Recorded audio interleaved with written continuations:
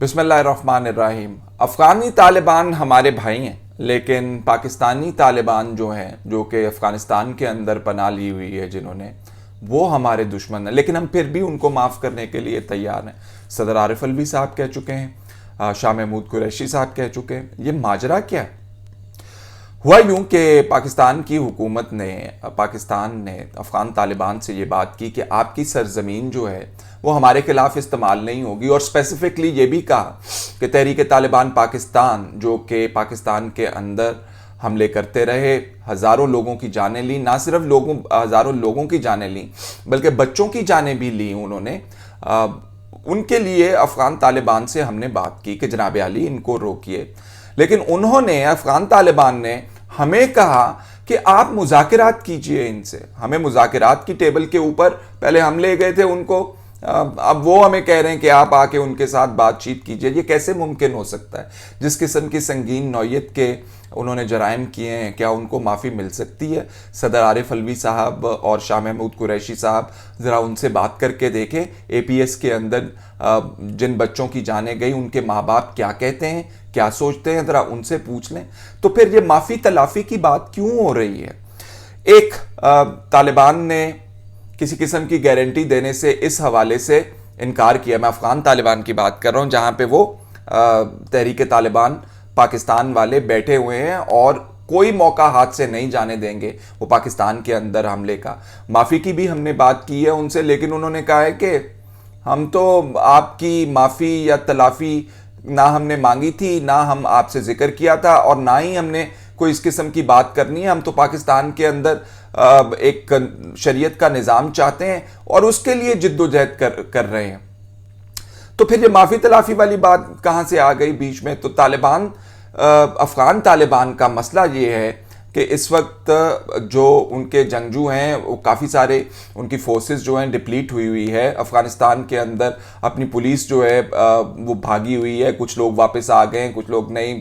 उनके जो अफ़गान आर्मी थी, फोर्सेस थी, वो भी आपको पता है कि कोई किधर चला गया, कोई किधर चला गया, कोई छुप गया, तो वो लोग सारे भी बैठे हुए हैं। तो एक ख़तरा ये भी लाक है कि इस किस्म के लोग जिनके पास अब कुछ करने के लिए नहीं है, वो दोबारा मर्सनरीज ना बन जाएं, लेकिन के पैसे लेके दोबारा इस किस्म के काम ना शुरू कर दें किसी और के इंडिया के बिहाफ पे, किसी और के बिहाफ के, जो दाइश को बहुत ज़्यादा सपोर्ट करते हैं। तो इस सूरत हाल से निपटने के लिए ये माफ़ी तलाफ़ी की जो बात शुरू की गई है, ये वो की गई है इस रियासत ने। इस रियासत को देखना होगा कि अगर अफ़गान तालिबान उनसे नहीं निपट सकते, तो फिर आप उनसे ये भी कह सकते हैं, जिस तरह वो पाकिस्तान को नहीं कहते थे कि वो अमेरिकन कहते होते थे हॉट परसूट कहते थे कि जी हम आपके मुल्क के अंदर भी घुस जाएंगे। तो कहिए उनसे कि हम आपके मुल्क के अंदर घुस जाएंगे आइंदा से, अगर किसी ने वहाँ से हमला किया हमारी सरजमीन पे। हमारी सरजमीन जो है, पाकिस्तान की सरजमीन जो है, वो कत्लो गारतगरी के लिए नहीं है, और ये समझाना अफ़गान तालिबान को भी मंसूब है कि आपकी सरजमीन पर भी हमसे हमला नहीं हो सकता। लेकिन जो अभी तक हमारे सुनने में बात आ रही है कि गारंटीज देने के लिए तैयार नहीं हो, क्योंकि कहते हैं कि जनाब हम किसी किस्म की गारंटी देने के लिए उस पोजीशन में ही अभी तक नहीं आए कि हम गारंटी दे सकें। यानी कि पूरे अफगानिस्तान के ऊपर हमारी जिस तरह रिट होनी चाहिए उस तरह हमारी रिट नहीं है। तो हमारी रियासत जो है, फाइटिंग की कैपेबिलिटी तो है, एक्सपीरियंस भी बहुत ज़्यादा है, लेकिन मैं आपको ये बता दूं कि ये जो जंग होती है दहशतगर्दी के खिलाफ, ये इस तरह की जंग नहीं होती है कि दुश्मन आमने सामने खड़ा होता है और वो उधर से आया, आपने ठा करके इधर से गोली चला दी, इस तरह नहीं। हमने देखा ये बारूदी सुरंगें बिछा देते हैं, छुप के हमलावर होते हैं, सॉफ्ट टारगेट्स तलाश किए जाते हैं, तो जिसकी वजह से ये जंग बहुत मुश्किल हो जाती है। अगर आमने सामने वाली जंग हो तो उसके अंदर जल्द फैसला हो सकता है, लेकिन अगर आपने चुप के हमले करने हैं जिस तरह तहरीक तालिबान पाकिस्तान करती है, तो वो ज़रा नहीं, बहुत मुश्किल काम हो जाता है। हमने साथ जा के देखा कि ये किस तरह की जंग होती है। तो इसलिए रियासत जो है वो अब कह रही है कि माफ़ी तलाफ़ी वाली बात कर लेते हैं, अगर इस तरह बात नहीं होती तो वो। लेकिन इससे भी मामला आपका हल नहीं होगा, क्योंकि अफ़गानिस्तान के अंदर इस वक्त बहुत ज़्यादा फर्टाइल ग्राउंड है, बहुत ज़्यादा अपॉर्चुनिटी है दुश्मन ममालिक के लिए।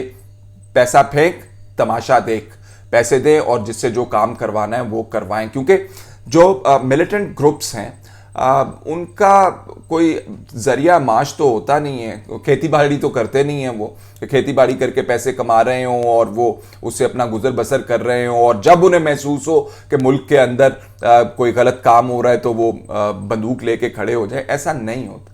उनका जरिया माश भी वही होता है जो वो काम कर रहे होते हैं और उसी से पैसे भी वो कमा रहे होते हैं। तो इस वक्त जो ग्राउंड जो है वो फर्टाइल है अफगानिस्तान के अंदर। तो हमारी रियासत को ये मालूम है कि instead of wasting our resources in fighting them, countering them और दहशतगर्दी के हमले रोकने में, तो ये बेहतर होगा कि किसी किस्म की बातचीत हो जाए। उसकी पाकिस्तान के अंदर भी अपनी खास वजूहात मौजूद हैं।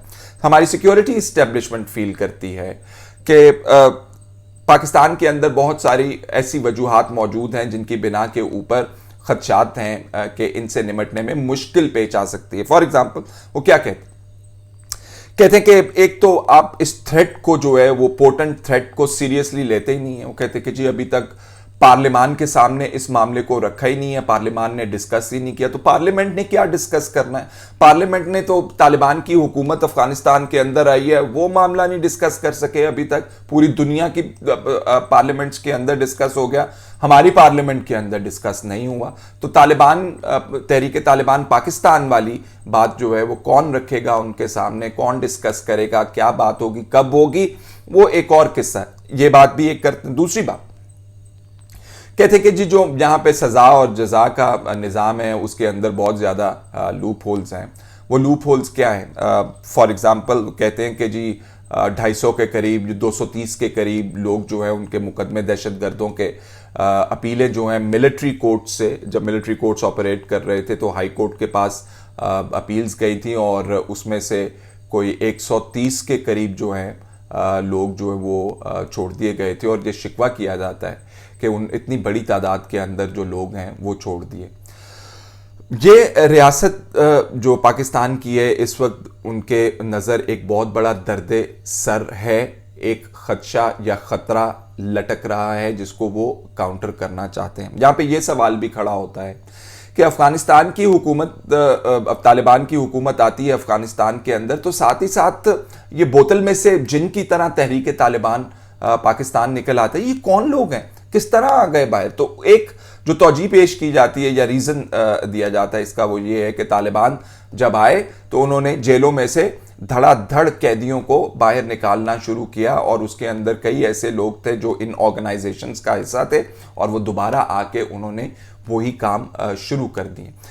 इसकी कॉम्पोजिशन क्या है, कौन कौन लोग इसके अंदर मौजूद हैं? कहा जाता है कि इसमें उज़्बेक्स भी मौजूद हैं, चेचन्स भी मौजूद हैं, पंजाबी तालिबान भी मौजूद हैं, और फिर कहा जाता है कि इनका ताल्लुक जो है इसिस या दाइश के साथ बहुत क्लोज नेक्सस बनता है, ख़ास तौर पे खरासान चैप्टर जो है इसिस का उसके हवाले से। और इनकी तादाद 6000 के करीब इनकी तादाद है और इनकी इस्तात जो है इस वक्त हमला करने की वो भी मौजूद है। और साथ साथ 2000 के करीब खरासान चैप्टर के अंदर लोग हैं इसिस के जिनके साथ इनके क्लोज रवाबित बनते हैं। क्या वजह है कि अफ़गान तालिबान जो हैं हुकूमत में आने के बावजूद भी इनको नहीं मना सके कि आप पाकिस्तान की हुकूमत के साथ सरेंडर करें या आप वहाँ पे हमले नहीं करेंगे? एक वजह यह भी बताई जाती है कि जब अमेरिकन ने अफ़गानिस्तान के अंदर इन्वेड किया था तो उस वक्त वज़ीरिस्तान वगैरह के अंदर अफ़गान तालिबान को पाकिस्तानी तालिबान ने बहुत ज़्यादा पनाह दी थी। और इस वक्त तालिबान जो हैं वो किसी किस्म की पोजीशन में नहीं है कि वो उनको कहें कि चलें जनाब अब आप हमारे मुल्क से निकलते बने। तो वो फील करते हैं कि जी अगर इन्होंने हमें जगह दी थी तो हमारी भी मेहमान नवाजी बनती है। एक तो ये तालिबान के बिजनेस के अंदर से पाकिस्तान को कभी कुछ मिला नहीं है और अभी भी जो सिग्नल्स मिल रहे हैं उससे भी यही लग रहा है कि ਇਹਦੇ चों निकलना कोई नहीं, खैर अली कोई गल नहीं हैगी। थ्रेट्स ही आपके ऊपर लूम करते रहते हैं और लोग तो यहाँ तक भी कह रहे हैं कि जनाब आली अपना मुल्क खान साहब से चलता नहीं है, चले अफगानिस्तान के लिए चंदा इकट्ठा करने और लोगों को मनाने, तो वो क्यों आपकी बात मानेंगे? आप इतनी बात तो उन्होंने मानी नहीं कि इस ग्रुप को जो है वो कहें कि पाकिस्तान के अंदर आप हमले मत करें।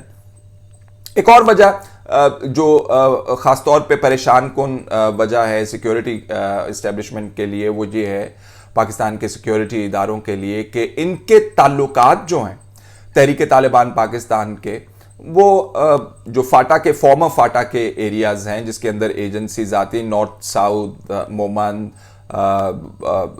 जो एजेंसीज हैं सारी, कुरम एजेंसी है, मोमंद एजेंसी है, दूसरी एजेंसीज हैं, वहाँ बहुत ज़्यादा इनकी सपोर्ट मौजूद है। यानी कि ऐसे लोग मौजूद हैं जिनके इनके साथ रवाबित हैं और वो इनको सपोर्ट देने के लिए तैयार भी हैं। तो इस सूरत हाल में बहुत ज़्यादा जो है उनकी कैपेबिलिटी जो है पाकिस्तान के अंदर हमले करने की बढ़ जाती है।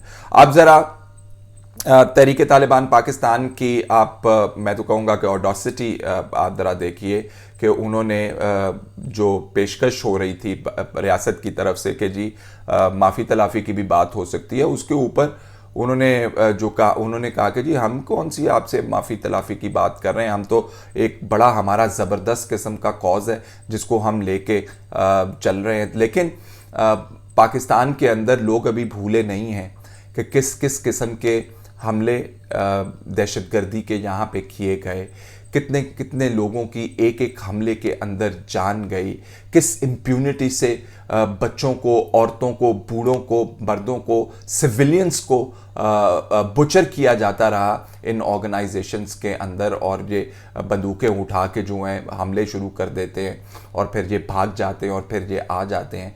तो ये मसाइल हैं सारे जिनको आपने मद्देनज़र रखना है, और नज़र जो अभी तक यही आ रहा है कि कोई ख़ास पेशरफ्त नहीं हुई। अफ़गान तालिबान की तरफ से भी आपको गारंटी नहीं दी गई है कि इनको आपने कैसे हैंडल करना है और कैसे नहीं हैंडल करना, और उनकी पोटेंट यानी कि कैपेबिलिटी जो है वो भी मौजूद है कि वो पाकिस्तान के अंदर हमला कर सके। तो इस सूरत हाल में आपको फिर अपने मुल्क के लिए टफ होना पड़ता है। जैसे मैं पहले कह रहा था कि आपको फिर मैसेज पहुंचाना पड़ेगा कि इतना ही बहुत है। अभी फिर लेटेस्ट जो सिक्योरिटी फोर्सेस के ऊपर हमले हुए हैं, एक में 7 हमारे जवान जो हैं वो शहीद हुए हैं, कि मज़ीद हम नुकसान बर्दाश्त नहीं करेंगे।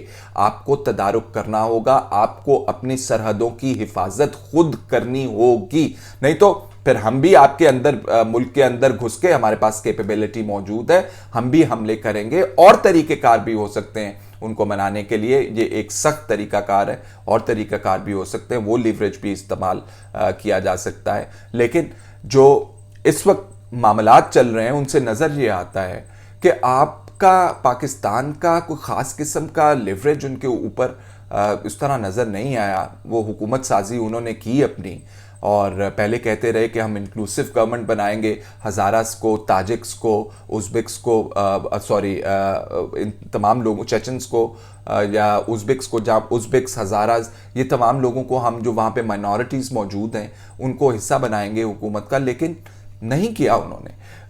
हुकूमत बनाते वक्त तो उन्हें अपने लाले पड़े हुए थे कि किसने क्या लेना और क्या नहीं लेना वहाँ से।